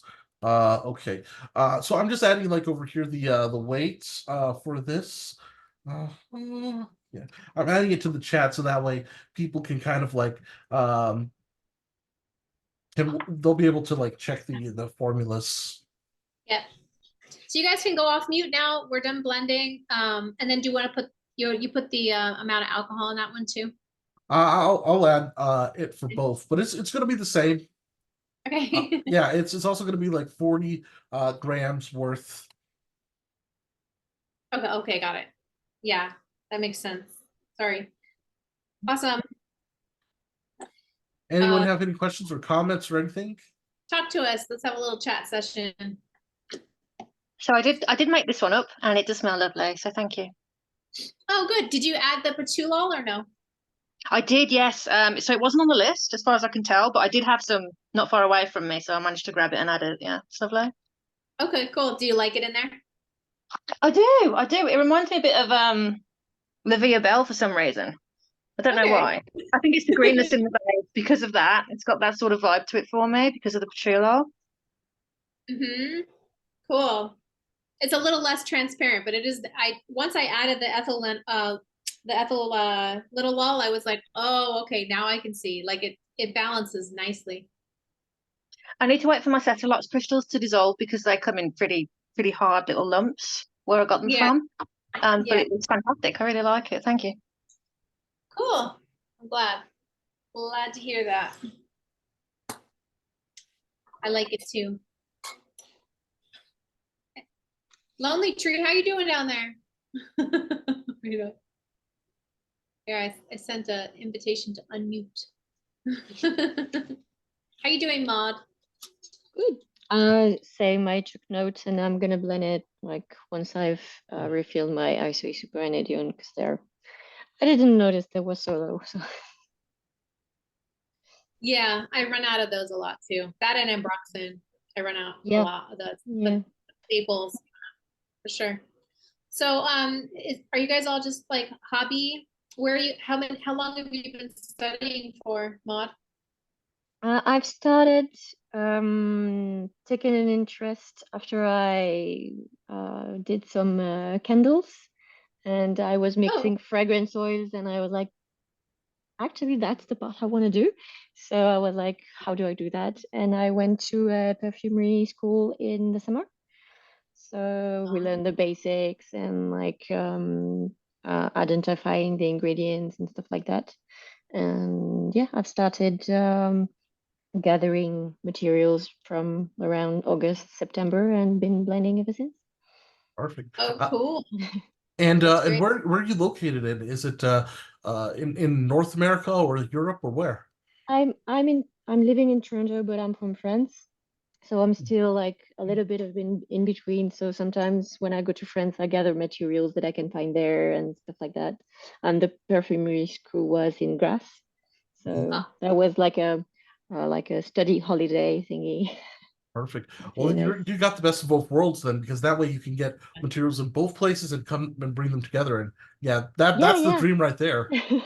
Yeah, well, there are not many suppliers in Canada exactly, but Perfumer Apprentice has a like accord with like North America, Mexico, Canada things, so they don't I don't Free pay trade like agreement. taxes. Yeah, yeah.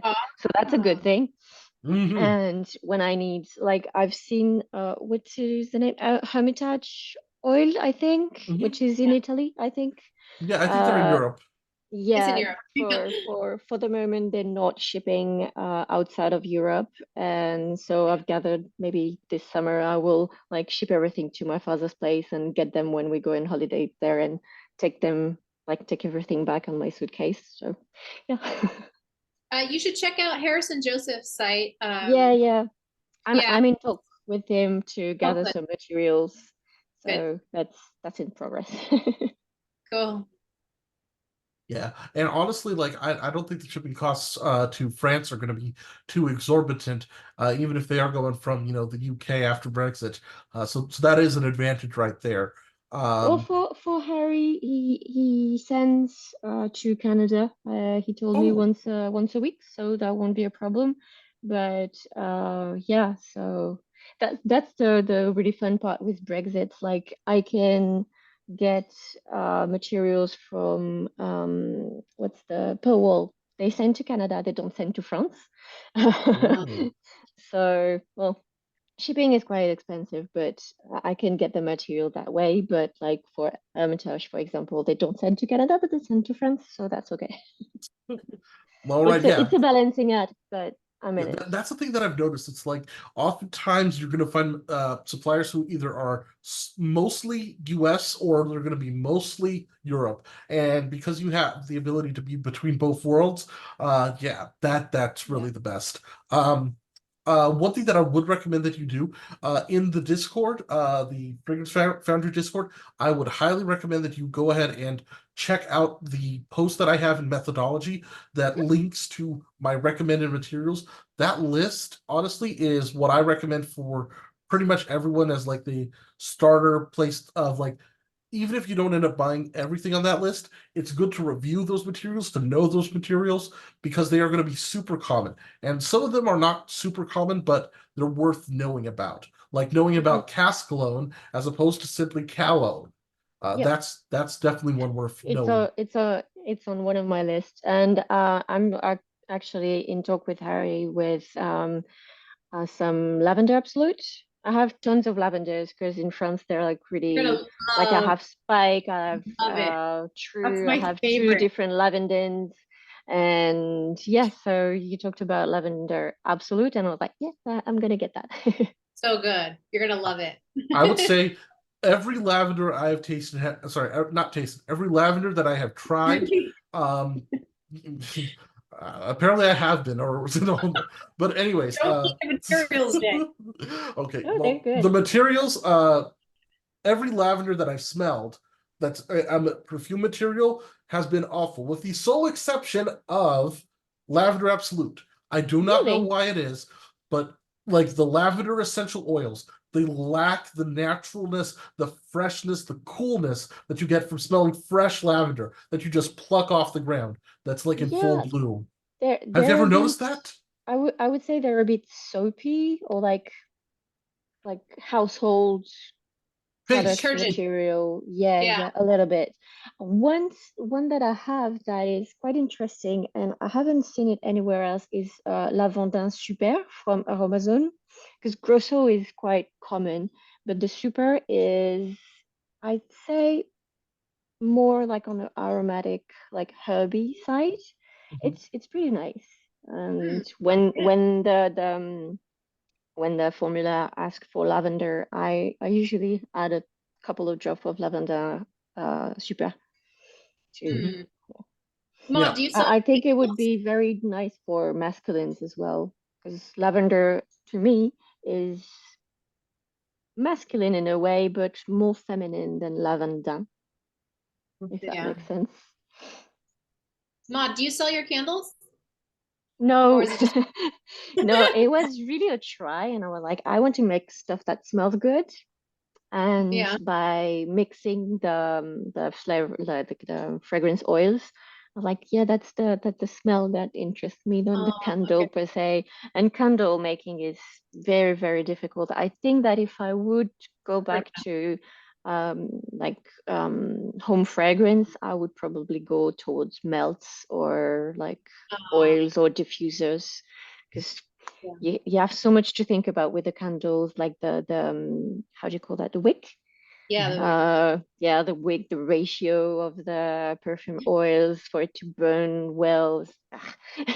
Too much to think about. I've heard that. Yeah, I've heard other candle makers say that Yeah. it's well, it wasn't as easy as it appeared, I guess. Yeah, and even if you have a ratio well done for one, if you change the fragrance oil, it might burn differently. So you might want to like Mm, change the ratio, change the wicks, change the number of wicks. It's very difficult. So, yeah, and got it. it's not like you can do like a little 5 ml trials, because you need the full size candle to see how Okay. it burns. So it's so much more material you waste. So Oh, yeah. yeah, got it. Well, I have to run soon. I've got to go get some food. But Yeah, did you guys have any other questions for us? not for me. Okay. It's been really fun meeting you guys. I'd like to Thank do these you. quarterly, Jay. How do you feel about that? I think that'll be totally fine. Yeah, I mean, the thing about them is we do need to plan in advance in order to make these work. But I think that this format is something that we can do sustainably, and yeah, it should be fine. And also, we can line it up to advertise, upcoming releases. Oh, by the way, when is Atlantis Deep coming out for everyone who is interested? April 5th. Mhm. Yeah. Perfect. And one thing that we have done with Atlantis Deep, go ahead. Could you show like the side profile of Atlantis on camera? Ooh, you see that? The color? We have actually been using colors to start dyeing our perfumes. And I have done a lot of research on it, on this topic. From my research, we what you want to use is D&C dyes or FD&C dyes, which is either drug and cosmetic or food, drug, and cosmetic dyes. Um, and in the US, you're going to want to get them batch certified for use, because if there's a recall, you want to know about it. You want to know which products are affected. Yeah, it's pretty. We're still playing around with the color. This one is a little murkier than I intended. So. But once I got in there, I put a little too much yellow, and I was like, "Oh no!" But I couldn't back up because this was like the finished perfume. So I was like, "Well, we're just gonna go with it. I'm gonna add a little red, and then, but I think the next one will be a little bit more bright and less murky. But I still think it's really pretty. My customers seem to really like the colored. They like that aspect. They're finding it fun. So I've gotten some compliments on it already. But yeah, that'll be out on Elysian Soap Shop. It'll also be at Pasteur's Pharmacy in New York, and it'll be at the Wet Shaving Store online. So there'll be 3 people that'll have it. But yeah, we're excited about that release. But yeah, I think quarterly sounds fun. I would like to see you guys a quarterly check in. Yeah, that'd be nice. Is there any suggestions? Like, is there anything that you guys want to learn in particular in the next one or explore? I think probably the universal quest is longevity and projection and stuff like that. So Oh, Jay? there's a super yeah, easy answer to that. Use longer lasting materials in the first place. Don't yeah, dilute your material. Don't dilute your materials. Mhm. yeah, Yeah, Yeah. those are gonna be the main things. It's like the idea of using fixatives to extend the life of your fragrance. no, you're only going to make like single-digit percentage differences in the longevity by adding fixatives. It is not a fix. So you're not going to fix any major issues with your fragrance. You're not going to double or triple or 10x your fragrance longevity with fixatives. No, you're going to be adding like 1%, 3%, 5% extra longevity with fixatives at most. That's why I'm saying, like, start off if you need to make your perfume last forever. Like you're going on an adventure or you're going on a 24-hour work shift or something crazy like that, and you need your perfume to last all that time. It's like you're probably just going to be like, yeah, I'm just going to be like vetiver and we're going to add Veramoss and we're going to add powder musks that are in powder form rather than in liquid form at room temperature. Yes. Solid resins, that stuff lasts a long time, I guess. Labdanum. You're going to add vanillin, ethyl vanillin. You're going to avoid especially like the top notes. Or if you do add the top notes, you're only going to add just a tiny percentage of them, mainly for the sake of the opening of the fragrance for yourself. But yeah, I would say like. So, sorry, maybe what we could do, the next blend along, maybe we could explore all the resins and powders and crystal stuff that we like. That might be an interesting one, but maybe interesting. I'm just like, I generally don't like resins. That's why I'm like kind of iffy, because generally most resins are like, I would say hot garbage, just because I really don't like most of them. Are you kidding? You like I love resins? You resin. love olibanum. Olibanum is an exception. Olibanum is a wonder material. Exception. Yes. Exception. Also, maybe what we could do is a base, like a longevity base, like a base that's very long lasting. Possibly. Why don't we do this? Maybe we can smell a couple of materials while we're still here, just to kind of like give us an idea for the next one. I gotta run. I gotta hard stop. We can brainstorm in the Discord. Yeah, we could brainstorm in the Discord. Yeah, if you guys come up with some ideas, just drop it into the Discord and then in that chat and let us know. But yeah, I would like to explore doing like a long lasting base, maybe. Do it. Yeah, I think that it would be kind of fun if we could make some colored bases, and also it might be a good idea to actually. That would be fun. Well, I mean, I didn't mean like the color of like the dye, but I mean we could do that as well. But I meant like we could also try making a non-transparent base. Like, let's say that we're just going to try to tailor a base towards a specific goal. Like, let's say that we're going to do well, I'm not going to say the trademark name, but let's just say like temple artifact acquirer. Oh yeah. Mm-hmm. And, yes. and the Temple of Fate. Yeah. So let's just call it the Archaeologist Temple of Fate perfume. And we could do something like, including Veramoss because we'll want to make it foresty. Maybe we'll want to include incense because of some kind of offering. Yeah. And we can do something fun. Maybe we'll do that around Halloween. Yeah. All right, guys. I have to run. It's been absolutely lovely. I hope you got something out of this. And yeah, thank you so much. It was very interesting. I'm glad. It was nice to see you, and we'll see you for the next one, hopefully. That's good. Thank you. Bye. Bye. Bye.